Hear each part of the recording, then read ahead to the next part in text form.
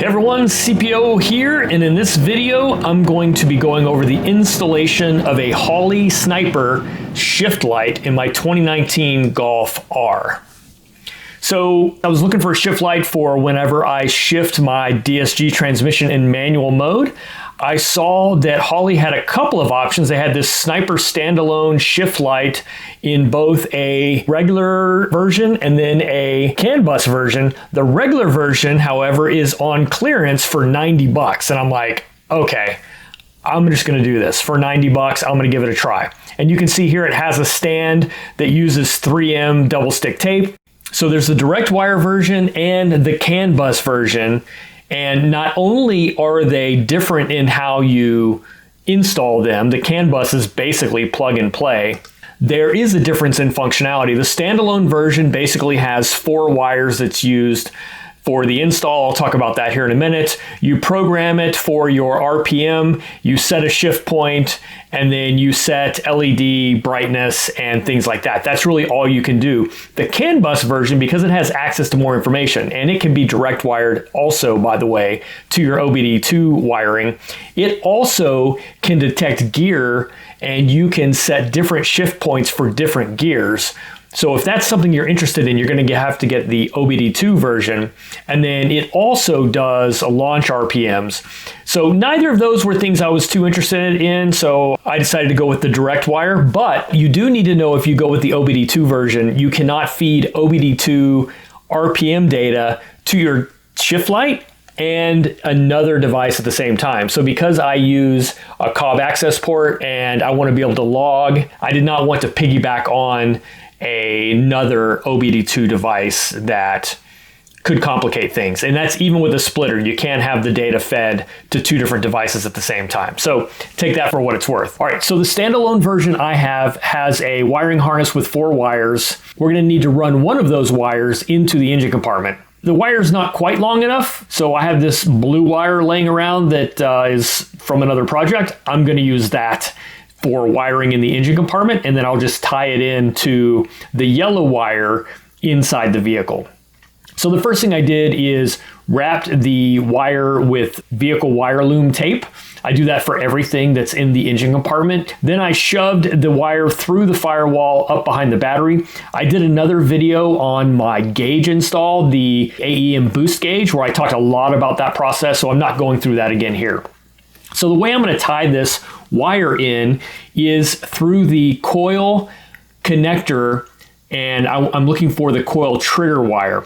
So each of your coils has 4 wires: a ground, which is a black wire, you have a red wire, you have sort of this brownish pinkish wire, and then you have another wire which is a different color on every single coil. That's the one we're going to mess with. That's the one right next to the ground wire in this case. So what I'm going to do is I'm going to depin that wire and then tap in the shift light signal wire for the RPMs into that wire. So this is made easy with a automatic stripper. I'm just going to spread open the sheathing and then use a pick tool and poke a hole in it. And then the method I'm using here to attach is, I've always heard it called as a military splice, but it's a solderless T-splice, where basically you take a length of the wire you want to splice into an existing wire and stick it through the hole and then wrap it around the wire. It creates a really good mechanical and electronic bond without solder. It's easily removable because you didn't solder it in there. And the real benefit here is it doesn't compromise the integrity of the original wire, because you're not cutting it or separating it. You're literally just splitting strands and slipping new wire into that hole.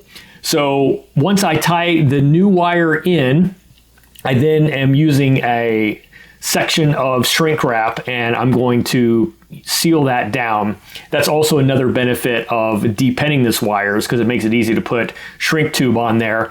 I covered depinning in the ground wire kit video that I did with the EQT ground wiring kit, which is why my ground wires may look different than yours. So in that video, I covered depinning in great detail. So go look at that if you want to see more about depinning.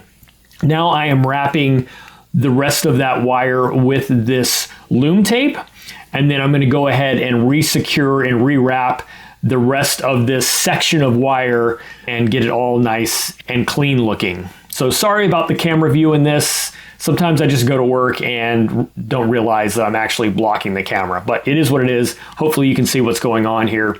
But yeah, so I'm trying to make this look as OEM as possible, but also I want it to be functional and solid from an installation perspective. So the OEM tape just continues to sort of shore everything up and make it look nice and also better protect all of those wires. Then I'm going to plug the connector back in, clamp my wiring bracketry back together to hold everything in place. And yeah, that is pretty much it on the coil wire. So you can do any of the 4 coils. They're all going to read the same basically.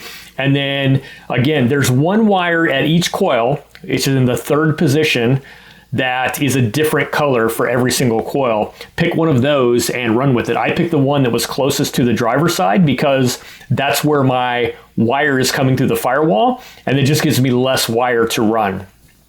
So I am using a little bit of loom tape just to connect to the diverter valve plug and just to keep it sort of routed clean, and then going along the firewall with my O2 sensor wires. So you can see that's what it looks like before I put the engine cover and the battery back in, and then this is after the battery and the engine cover are put back on.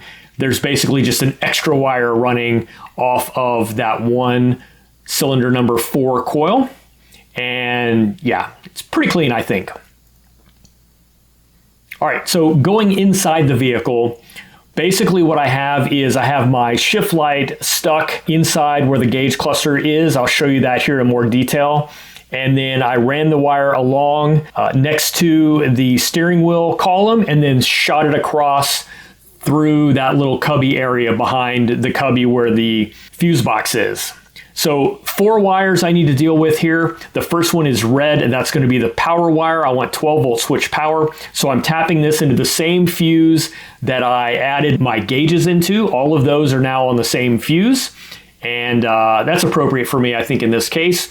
Although here pretty soon, I think I'm going to switch and use a distributed power block to have separately fused components, but more on that later. So the fuse that I'm using and that connection and also the ground connection I'm also going to use here in a second can be found in that boost gauge video when I did the AEM boost gauge install. All the wiring for that is going to be very similar. So now I'm taking the black wire from this 4-wire harness for the shift light, and I'm just tying it into the ground with a terminal end that I can put on the bolt that I'm attaching for the ground, which is back there in the lower left area of the fuse box. The yellow wire from the shift light harness is going to be connected to that coil trigger wire, which I have it now as blue coming from the engine compartment. So I'm tying my yellow wire to my newly run blue wire, and I'm just using a butt connector for that, and that will get me that connection. And then the last wire that we have here is the white wire. That's used to detect when your headlights are on. So when it's at nighttime, the shift light will actually run at different dimming levels. I'm not convinced I'm going to use that or need it. So I'm just going to bundle this wire up and tuck it out of the way in case I change my mind later. But I don't think I'm going to need it. And after having run this shift light for a few days the way it is, I think I'm not going to use it at all. I'm not really worried about it. All right, so once I get all that wiring tucked in, I can put my cubby back in. Then I can slap that side panel back on.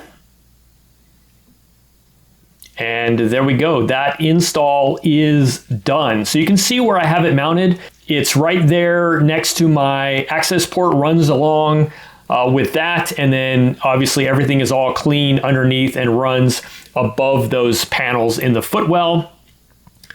So yeah, and I have it set so that when I'm sitting in the driver's seat, the shift light is pointed directly at me and it's not interfering with anything else on my gauge cluster. It doesn't cover up anything else important, which is kind of nice. So once we fire it up for the first time, we are going to have to program it to tell it what kind of signal we're giving it. So in this case, I'm setting the PPR value to 0.5. That was what was recommended in the instruction manual for a coil on spark plug trigger wire, and it turns out that was exactly the right setting. I have the RPMs, the engine speed on my cob axis port shown, so I can easily compare digital number to digital number, and it looks like it matches pretty well. And I confirmed that later on, so I'm leaving it at 0.5 for the pulses per rev. Next thing I need to do is go ahead and set my shift point. You cycle through the menu options and then you hold the button for 2 seconds, and that will let you access the setting for that option. I'm going to set my shift point for now at 6,500 RPM. You can set it to the tens.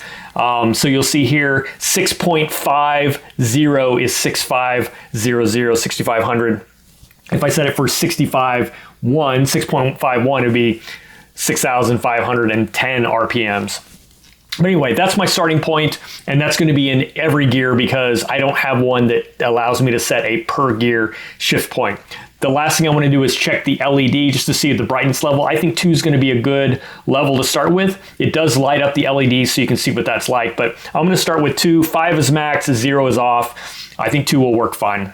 All right, and then I set it into place, and you can see here, this is the view I have from the driver's seat. And really the only thing I'm missing is the RPM needle when it's at idle. So at that 800 to 1,000 RPM range, the needle is a little bit obscured by the shift light. But other than that, I have full access to the gauge cluster. And the light is low in my peripheral vision and is easy to see without looking for it. And you saw that in the driving video, and I'll show you that video here now as well. All right, so here's a quick little pull. You can see that the shift light is engaging at 6,500 RPMs, just like I programmed it. And then I'm shifting manually to change gears at that point. I'll give you a pause here at those shift points so we can verify. There you go.